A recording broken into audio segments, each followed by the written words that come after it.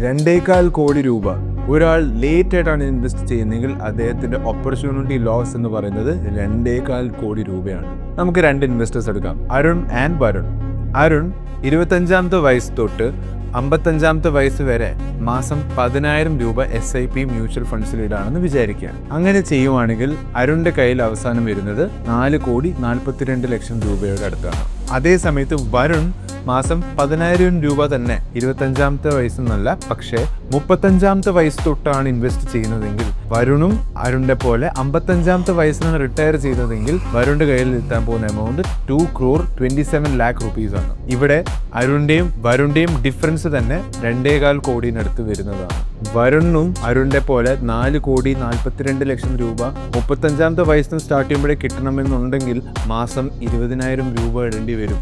അതായത് വരുൺ അരുണിന്റെ ഡബിൾ എമൗണ്ടിൽ ഇട്ടാലേ അരുണിന്റെ കോർപ്പസിലേക്ക് എത്തത്തുള്ളൂ. ആ 10 വർഷത്തെ ഡിഫറൻസ് കാരണം.